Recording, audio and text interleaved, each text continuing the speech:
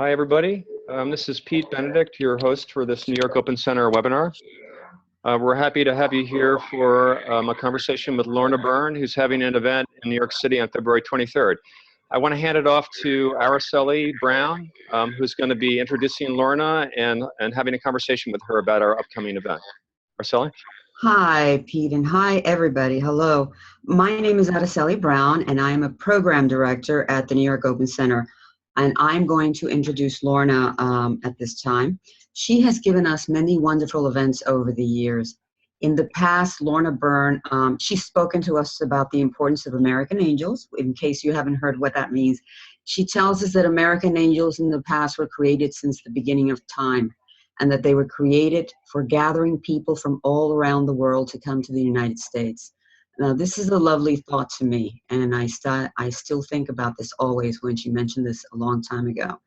As Americans, she lets us know how influential we are in the world, and as such, our responsibility is to spread light and goodness to the planet. And this, I myself truly believe, and this is part of, I think, Lorna's message as well. And after 4 years since she comes back to the United States, and she comes back with a new book. It's called Love from Heaven, Practicing Compassion for Yourself and Others, where she speaks about the 7 steps to opening the heart and how we can release love to heal ourselves and others. And I just want to mention a little bit more about Lorna herself. Lorna, throughout her life, has been a person of courage, and she really works tirelessly for the less fortunate, such as her Children's Foundation.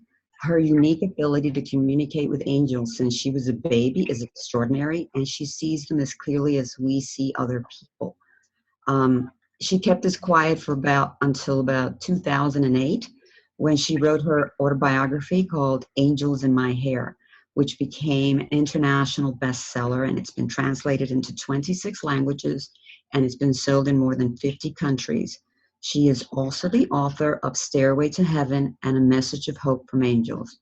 And though the topic of angels and she communicating with them is a hard concept for many people to grasp, at times I think she's laughed at and maybe even ridiculed about it. She remains a constant figure in working to bring this message of hope and love and compassion across the globe. Now, Lorna's going to be with us on February 23rd.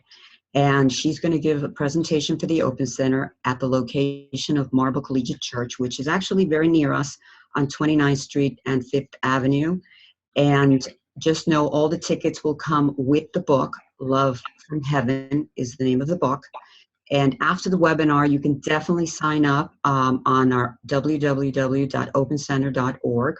Online, or you can call the Open Center at 212-219-2527, extension 0. Now, one last note before we begin. When you ask your questions, please know that Lorna does not do personal readings about your angels, as lovely as that is, but she wants to hear, questions also that, the other questions, not just that area. And so, Lorna, please welcome. It's lovely to have you back. It's my pleasure to be talking with you, Araceli, as it is 4 years or maybe 5 years since I've seen you last, and I have to say you look gorgeous.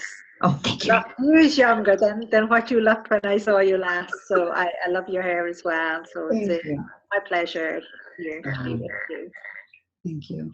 So are we going to, well, I wanted to really put it to you in this, to start off the question. I'll just start off with one question and then we'll ask others to join in. You've come back to a climate in the United States which is kind of critical because there's so much dissension and fear. And I had a friend who wrote me a note and said, we're doomed. I mean, depending on which side of political parties you're in.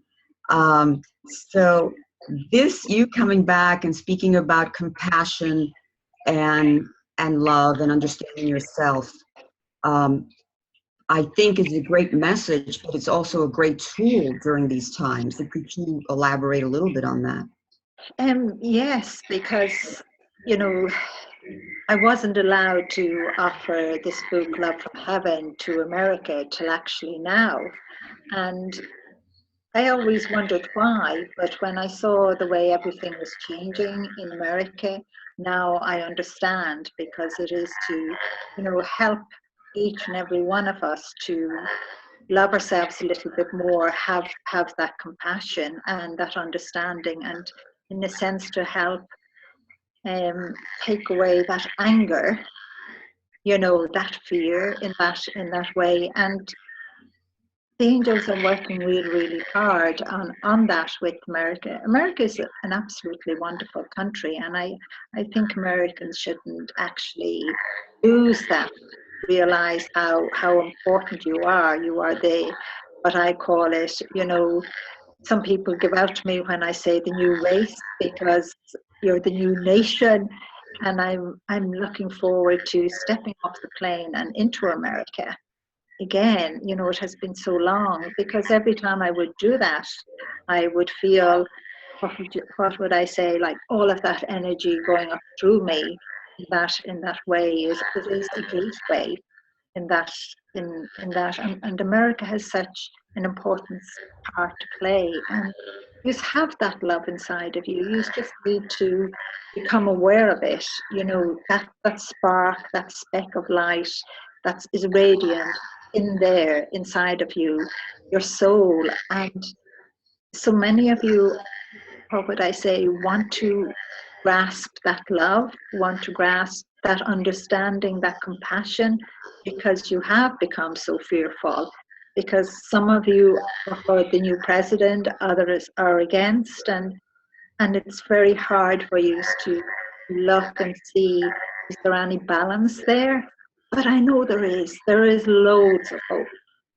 I know your president, the whole world is fearful of him. But you have to remember, he's a businessman. And one thing I know about businessmen, the angels keep saying it to me, Lorna, even if he decides to go in one direction, but if he sees in a certain amount of time that that's not working, he's not afraid to say, halt, that's not working, let's go the other way. And to me, that gives great hope, because I want to see American people to lose the fear of each other. You have been gathered from all over the world by the American gathering angels. I think almost every corner of the world, and you still are at the moment. And it doesn't matter what creed you are, whether you're Muslim, Jew, Protestant, or if you say you're Hindu or some other faith that I don't even know of. You have that radiant light inside of you. You have that love, and you have to remember, you can't love each other any more than you love yourself. And you have to start to love yourself just that little bit more in order to allow America to grow, in order to allow yourself to connect spiritually, because that's the spiritual part of you. I always smile because people don't quite understand that. So you have to reach in there, and everyone is hungry and thirsty to know more. But reach in and say to yourself, I want to love myself a little bit more. And it's okay to love yourself a little bit more. And it's not being greedy or selfish or mean, because it means that if you love yourself a little bit more, you can love others. You can love American people. You have to remember, you are Americans, all of you. It doesn't matter. So you just have to start to love each other and come together. It is very, very important, as you named our book as well, Stairways to Heaven. And God hasn't allowed me yet to have it published in America, but maybe soon. I don't know. But there is so much in that, even about America, about you, the American people. I understand the Europeans don't like that. And Europeans don't like it, and they don't like me saying that. And sometimes I get ridiculed over it. But yet, I think Europeans are changing in that way, and Americans have to change in that way. You can't just look in at yourselves, you have to look out, because you are the key. The door can't be opened unless you Americans put the key in there and say it's okay to open it. So, there is so many positive and good reasons why God has allowed now the angels, Love from Heaven to be published in America. And I'm very proud of it going there, because I think you are fabulous people, and I've met so many wonderful people. And sometimes I was over in America or talking to my sister one day and her husband, and my sister was taken by one of those gathering angels and brought to America as well, and married an American. And, I know when the election of the president was going on, you could see the anger, of being positive about who might get in and who might not get in, and all of that fear. But American people have to turn fear, that anger, into hope and positiveness, into love. And I know you as well. I believe and trust you well. I don't doubt it at all. Well, that's wonderful to hear. I mean, there was, you might say, a radio show host who's very famous here, Howard Stern, and always for the right reason. But he's a friend of the president, and he said, this is not good for him. He says, I really do believe, he says, all he wants to be is loved, and this isn't really working. Well, I have to smile at that. Maybe you should send him love from heaven. That's actually help in that way. And you have to remember, everybody wants to be loved, and it is to remember that you are pure love. You are pure love because of that light inside of you, your soul. That's the spiritual person we're all reaching into. And it's okay to love you. And there is an abundance of love in your life. You have to remember that. And all of those things help you to love your partner, love your children more, love the stranger more, love your relatives more, your friends more. And it just helps life to become clearer because you become more peaceful within yourself. Okay. And I think that's something a lot of people forget in loving yourself, just that little bit more, undoing that, what I call that strap that is like ice. It's so cold. Just release it a little bit and say to yourself, it's okay for me to love me a little bit more so I can love others. Because that makes you more peaceful inside and it nurtures you.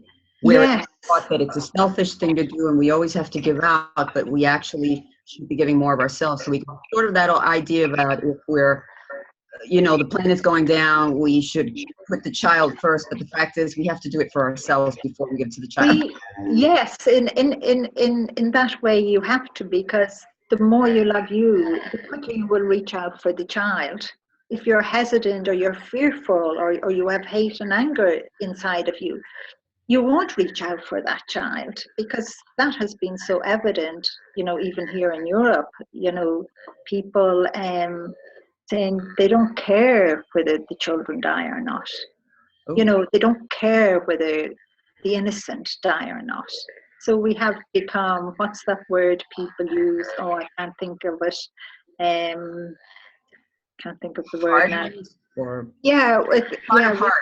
We have become very hardened. Empathy. We have lost empathy. Empathy is being crushed because of fear, because of anger, because of hate, because of wanting revenge. That we're crushing empathy in that way. We're crushing the hope.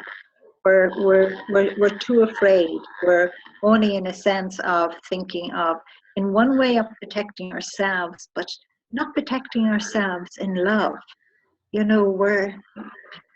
We're angry in ourselves. We're saying, if I take that just for me, then that's okay. But we're not taking it for any loving reason. If you love yourself a little bit more, you'll reach out to take it for yourself, but you will share it with others. So Lorna, one of the things that I noticed about the book was that you say you were able to see love like you're able to see angels, but you're able to see love in people's heart as by itself. And then you're also able to see when there's a locked, like a band around when love is locked.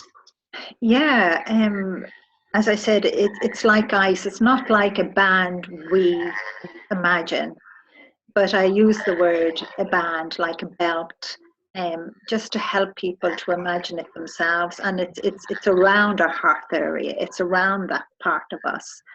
But it's like ice. It's like as if it's unbreakable, and no one else can break it. No one else can release it. Only ourselves. You know, and the first time the angels had shown me love was, you know, I was very, very young, just sitting at the table with my mom and dad and my sisters and brothers, and a celebration of a birthday. And the angels allowed me to see that beautiful love coming from my mom and dad. And I know I will talk more about that at the Open Centre when I'm there. Mm-hmm. I don't see that much nowadays. And to me, that's very sad. You know, I see sometimes somebody letting that love out, and that's your soul, that's the spiritual side, that's that inner child, even somebody would call it, all different names, stepping forward. But most of the time, we're afraid of that. We keep it back because we don't want to be hurt. We don't want to be ridiculed or laughed at, or we don't want to be run down. And I would say to people, try and not do it yourself. Love yourself. And if someone says, I hate you, or you're the worst person in the world, or they do something mean or selfish on you, say to yourself, that's okay. I'm pure love. I know I am. And just say to the other person, that's okay. I love you anyway.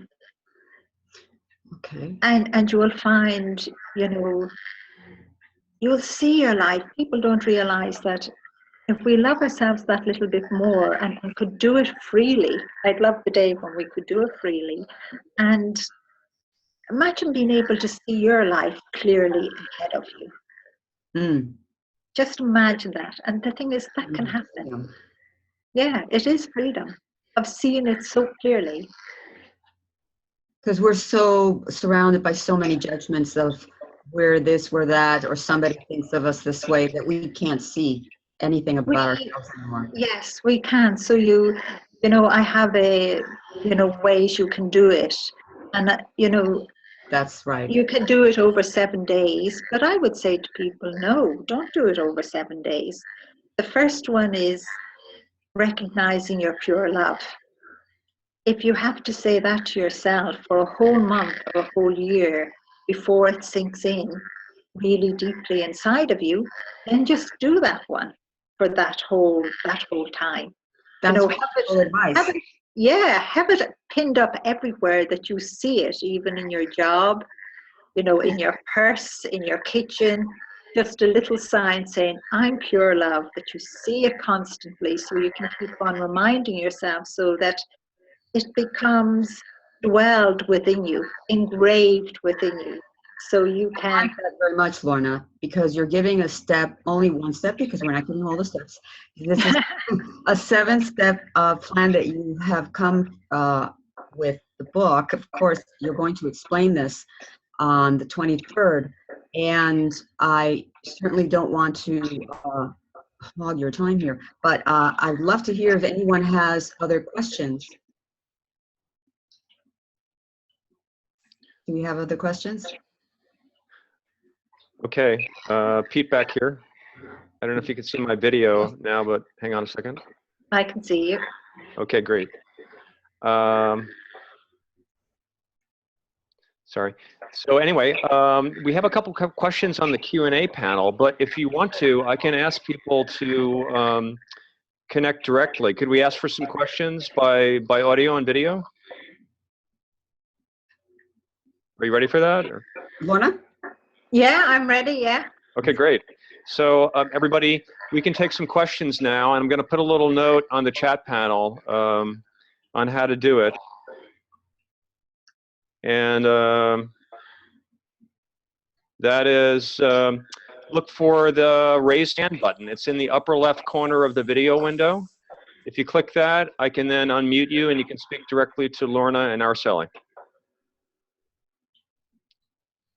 So once again, we're open for some questions. Oh, let's see, we have Michelle here. Hang on a minute.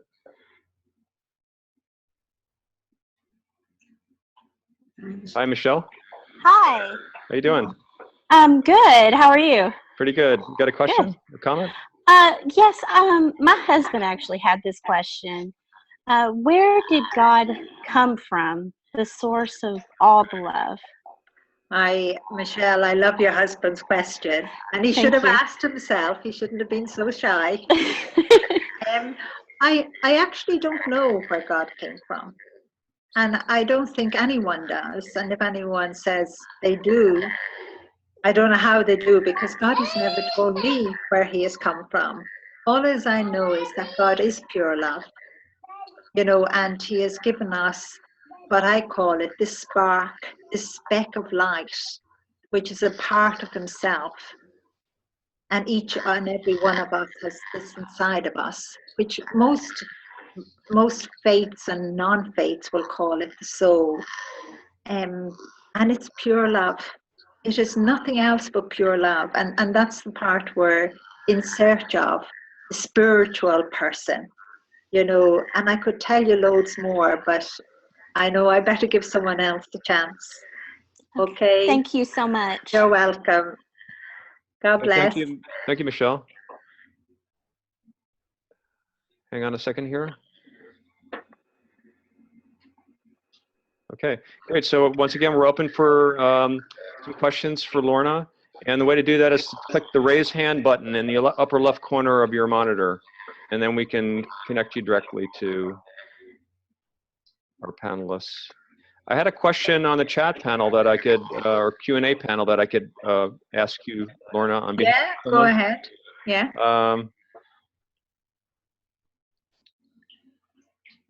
So what are the angels and God's view on ancient societies and their belief and worship of many gods? Does it anger them like it says in some religions? I have never seen an angel angry. Everyone has a guardian angel because everyone has a soul. So I have never seen that. And I have met people that would say they worship the sun, and yet I would see the guardian angel with them. So I wouldn't say to that person that just because somebody believes in something else that you should say then or condemn them in any way. You should actually love them, because God has given them a soul and a guardian angel that never leaves them for 1 second. And you have to remember, when someone dies, like that fills me with joy, because you actually know, oh, now I know who God is. Now I can see the angels. I can see all those that I loved that have died before I did, because it's only a human body that dies. You live forever. Okay, thank you, Lorna. We have a couple of people raising their hands. We have Rasik. Let me see if I can get that person.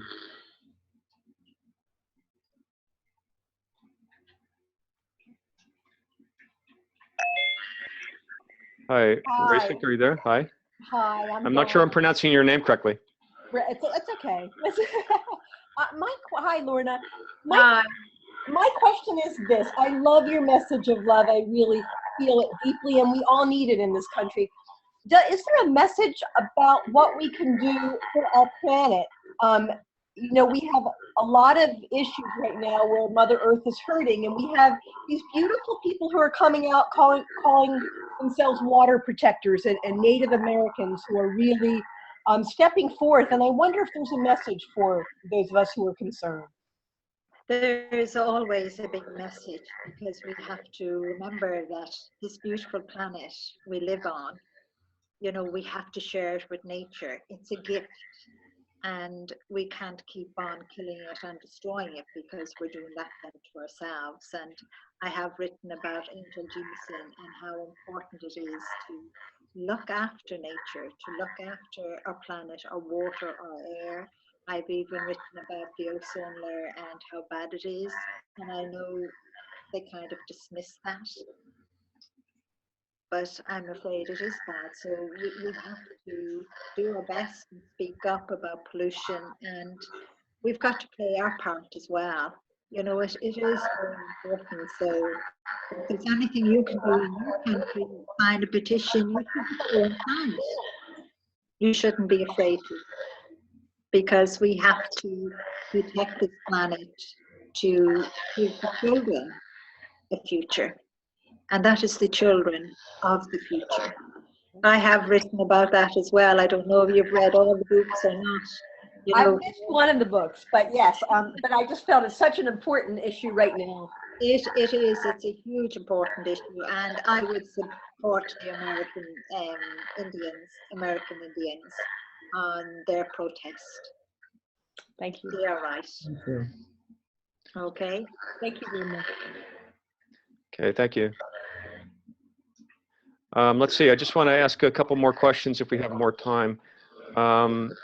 There was a question on the chat panel and on the Q&A panel asking, people talk about me behind my back, even my friends, and that hurts. Should I avoid them or try to change it? What I'm being told what that person should do is first, you know, use those words that I've used earlier, recognizing that they are pure love. And the second thing would be to do their best not to take anything personal, and in a way step away a little bit and allow new things to come into their life. And I know that will happen for them, but don't be locking themselves away or allowing their confidence to be shattered. That person is a wonderful person, so they're not to allow that to be happening to themselves. Okay? Okay, thank you. So another question, somebody's raising their hand. Let me see if I can get them on here. We have Stefan or Stephen, and I'm bringing him in. Hi, how are you? Hiya, is it me? It's you, go ahead. Right. Hiya Lorna, it's Steve here from England actually. Okay. I read in one of your books about the importance of blessings, about you giving blessings to people. Can you tell me a little bit more about how important that is? I'm not allowed to tell very much because I can't overstep your free will of everybody in the world. But the blessings are very important, and I know if God allowed me to tell everybody, there would be millions of people at my door. Ah, that's what I thought. It's already been written, but just I can't. That's as much as I can tell you. But, Will you come to the northeast of England sometime? well, please God, I know in April I'm doing a tour in April, and because I'm launching another new book called Angels at My Fingertips. Yeah, I've got it on pre-order. Good, good. Well, look on the website and see where maybe I'll be close to you. I don't know. Okay. Come to Newcastle, please. Okay. It's very fun. God bless. Okay, thank you. Thank you very much. So we're at the end of the half hour. What are our thoughts? Would you like to take more questions? There were some more questions. It's up to you. I'll take another 2 questions because I have to head home as well. I have a long drive ahead of me. All right. Lauren's been waiting to, she has her hand raised, so let me check in with her. Hi, Lauren. Oh, hi. Hi. Hi, Lorna. Hi. How are you? Very good. My question is, I like to study other religions other than my own, and I just wondered if the angels had advice for understanding scriptures that you read that are not your own, if the angels had advice for those of us who like to do that, you know, try to understand other religions more than just our own. I think it's important to understand the way someone else believes in God and believes in the angels. And the angels will tell me that is okay. There is nothing wrong in that. Just to remember that, you know, it is the one God. Everyone has a soul just like you, in that speck of light, and everyone has a guardian angel that never leaves you for 1 second. So you're never alone. And you have to remember your guardian angel only has eyes for you, and you're its number one. And it doesn't matter what religion you are, or even if you say you don't believe in anything. Okay? You're loved, and I love you. Thank you. God bless. Okay, thank you. And then there's one more person, Patty. Let's see if we can get her. Oh, excuse me, hang on.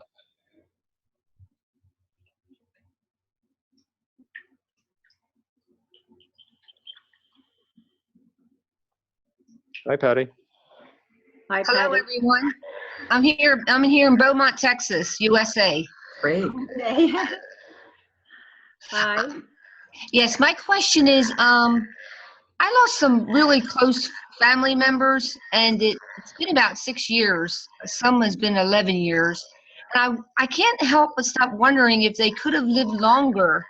I mean, I know it's wonderful. They're in heaven. For them, it's great. But for me, it's not so great in a sense because I miss them. And I wonder if they could have lived longer if we take care of our health better. I'm not talking about suicide. I know we're given free will, so I'm not talking about suicide. But I'm just talking about, like, for example, your husband, Joe. Was there something he could have did in his life that could have changed the course of living a longer and healthier life on earth, so maybe he could still be here with your children and you? Well, if medicine had changed in the way it has changed now, he would have lived longer. But at that time, no, because with diabetes and all of that, I even met a man recently who told me he had a pancreas transplant. But at that time, when Joe was alive, they were only starting to do that, but they weren't doing it in Ireland. And that man said it has changed. He says it's normal now, which is absolutely wonderful. And that's the thing we have to remember, God has given us and the angels, so many wonderful scientists, that, in medicine and surgeons and everything like that, to help those miracles to happen. And I'm sorry you missed your loved ones. But yes, if we look after our health a little bit better, again, it's that free will. You don't have to, but if you do, you will live a little longer. And once you don't walk out on the bus or something. Thank you. God bless you. God bless you. Oh, thank you so much, Lorna. That was wonderful. You're welcome. And we're looking forward to seeing you on the 23rd of February. The event is going to begin at 7 o'clock in the evening. It'll be at Marble Collegiate Church, which is located here in New York City. It's on 5th Avenue and 29th Street. And please call the Open Center at 212-219-2527, extension 0, and ask to register at least 10 people from your credit card. And then go on from there and sign up at www.opencenter.org. You can do it online as well, any time of the day. So we look forward to seeing all of you and all your friends. And so do I. Look forward to seeing a packed church. I want it packed. The numbers are growing, so be sure. I know it'll be full of angels and all. Fantastic. Okay. All right. Thank you. Love you. Bye-bye. Okay, signing off now. Okay.